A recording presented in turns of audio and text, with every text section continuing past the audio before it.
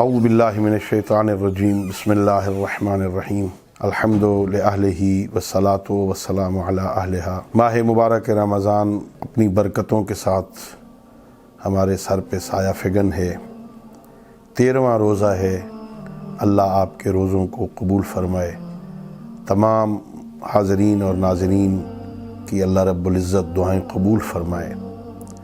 ماہ رمضان چونکہ مانگنے کا مہینہ ہے، خالق سے مانگنے کا مہینہ ہے، اپنے رب کی بارگاہ میں جھولی پھیلا کے بیٹھیں۔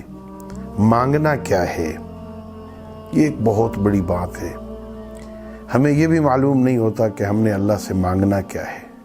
منقول دعاؤں میں اس طرف متوجہ کیا جاتا ہے کہ اللہ سے کیا مانگنا ہے۔ آج 13ویں روزے میں ہمیں یوں تعلیم دی گئی، یہ مانگو: اللہم طہرنی فیہ من الدنس والاقذار۔ پروردگار آج کے دن مجھے پلیدی سے، نجاستوں سے، ہوائے نفس سے، خواہشات نفس سے، گناہوں سے پاک کر دے۔ ظاہری نجاست، باطنی نجاست سے پروردگار مجھے پاک کر دے۔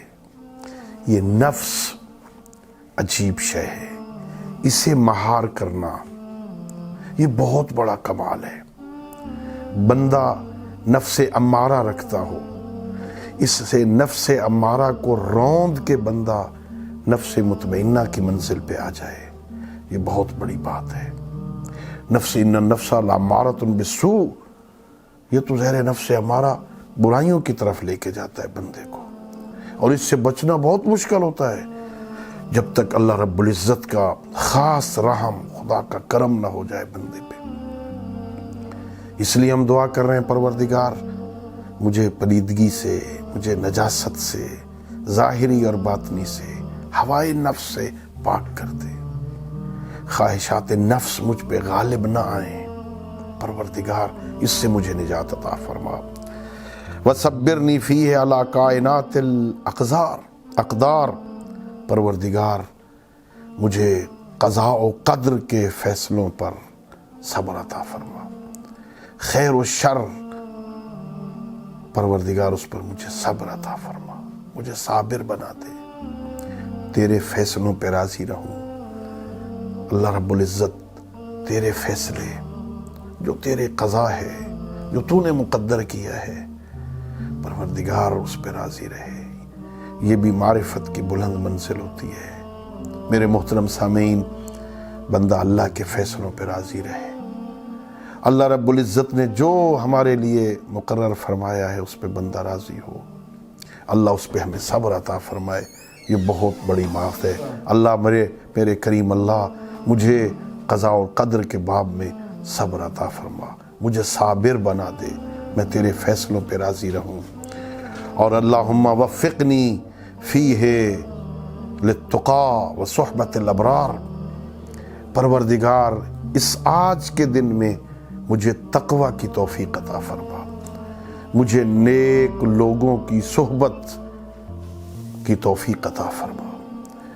اللہ رب العزت بندے کو متقی ہونے کی توفیق دے دے، نیک لوگوں کی صحبت، چونکہ اچھے لوگوں کے ساتھ بیٹھنا یہ مولا امیر المومنین حضرت علی ابن ابی طالب علیہ السلام کا فرمان ہے۔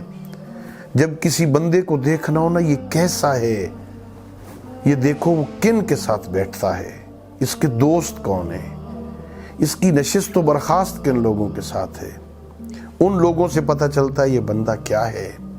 تو آج اس 13ویں روزے میں ہم اللہ سے کیا مانگ رہے ہیں؟ پروردگار ہمیں تقوی کی توفیق عطا فرما، ہمیں نیک بندوں کی صحبت کی توفیق عطا فرما، اچھے بندوں، چونکہ صحبت صالح صالح کند، صحبت طالح طالح کند۔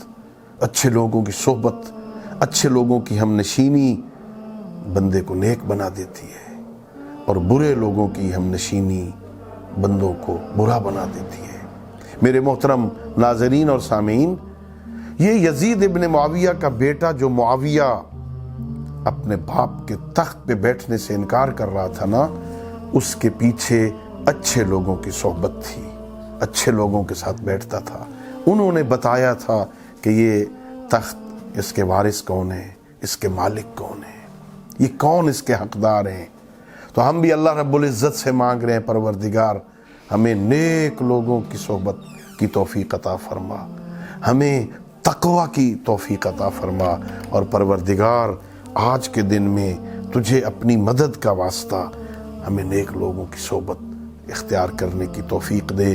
یا قرۃ عین المساکین، اے مسکین فقیر لوگوں کی آنکھوں کی ٹھنڈک پروردگار، ہمیں آج یہ عزت عطا فرما، ہمیں پاک کر دے، ظاہری طور پر بھی پاک ہوں، اس لیے کہ ظاہری طور پر صاف ہونا یہ اتنا کمال، یہ کیا کمال ہے، دراصل تو اندر کا پاک ہونا ضروری ہے۔ قد افلح من زکاہا، اللہ قرآن میں قسمیں کھا کے کہتا ہے کامیاب وہ ہے جس نے اپنے نفس کو پاک کیا، اندر سے پاک کیا۔ اے پروردگار تجھے اپنی عزت کا واسطہ، پروردگار تجھے اپنی عزت و جلالت کا واسطہ ہمیں آج کے دن طہارت قلبی عطا فرما، پروردگار ہمیں صابر بنا دے، پروردگار ہمیں تقوی اور صحبت ابرار کی توفیق عطا فرما۔ وآخر دعوانا ان الحمد للہ رب العالمین۔